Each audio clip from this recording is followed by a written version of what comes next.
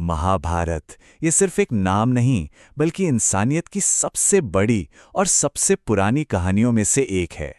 लेकिन ये बस एक प्राचीन कहानी से कहीं कई ज्यादा है। तो चलिए आज इस महाकाव्य की परतों को खोलते हैं और देखते हैं कि आखिर हजारों साल बाद भी ये इतनी जरूरी क्यों है। देखिए, इस महान कहानी की शुरुआत किसी शाही महल या दरबार से नहीं होती, बल्कि एक जंगल के आश्रम से। यहाँ जो दिख रहे हैं वो हैं सूत उग्रश्रवा, जो ऋषियों को ये कहानी सुना रहे हैं। और ये बात अपने आप में बहुत कुछ कहती है।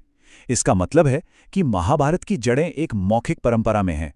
मतलब ये कहानी सुनाई गई है, एक से दूसरे तक पहुंची है, और शायद हर बार सुनाने पर इसमें कुछ नया जुड़ता गया। 1,00,000, जी हाँ, सही सुना आपने।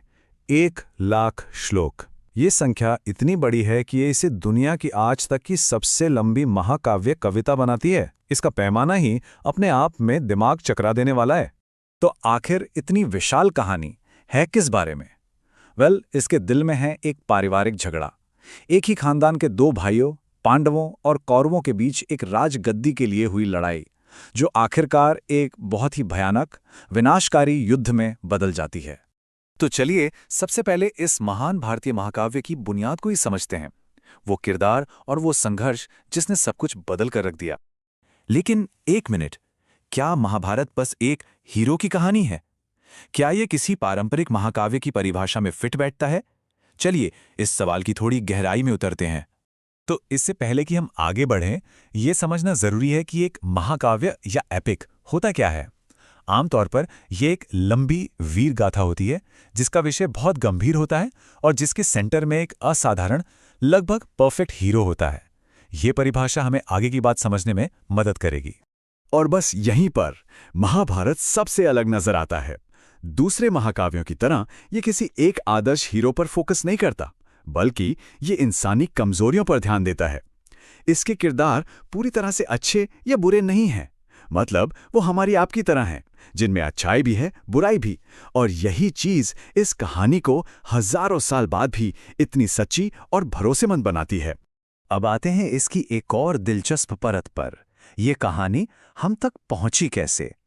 इसकी जो लिखावट की परंपरा है वो भी उतनी ही अनोखी है जितनी कि ये कहानी खुद। ये महाकाव्य एक दिन में नहीं लिखा गया था।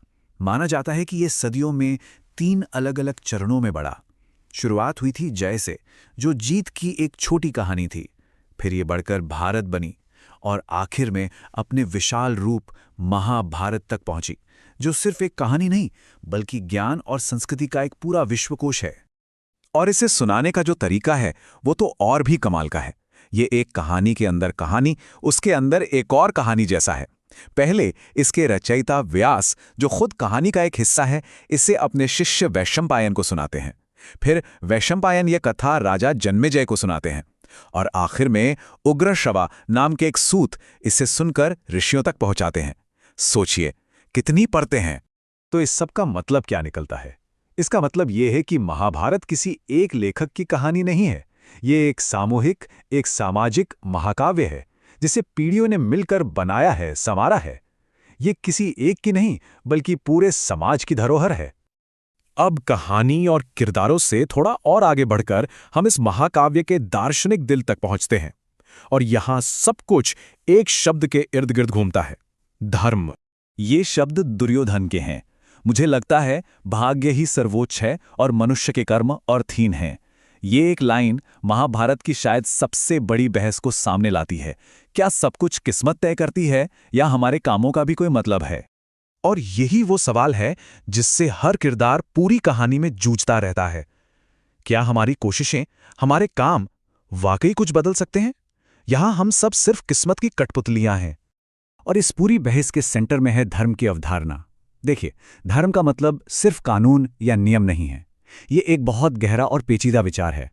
इसमें हमारा कर्तव्य, सत्य, न्याय और हर हालात में सही काम करने की जिम्मेदारी, ये सब कुछ शामिल है।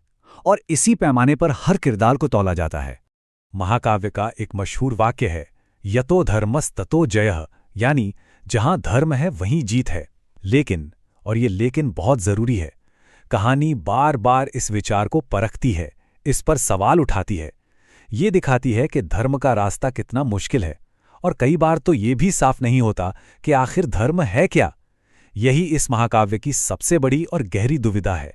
तो हजारों साल पुरानी ये कहानी आज हमारे लिए क्या मायने रखती है?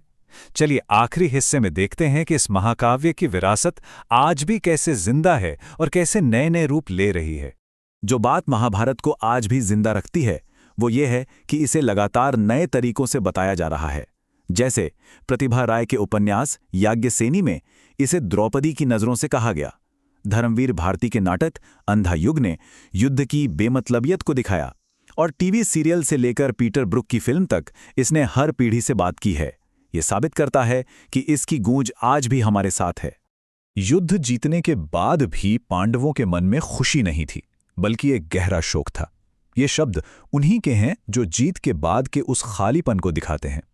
उन्हें राज तो मिल गया, लेकिन इस जीत की कीमत थी अपने ही लोगों की जान। और यही वो सवाल है जो महाभारत हम सब के लिए छोड़ जाता है। ये महाकाव्य कोई आसान जवाब नहीं देता, बल्कि ये हमें सोचने पर मजबूर करता है कि अगर जीत के बाद सिर्फ दुख और पछतावा ही मिलना है, तो फिर जीतने का और धर्म के रास्ते पर चलने का असली मतलब क्या है।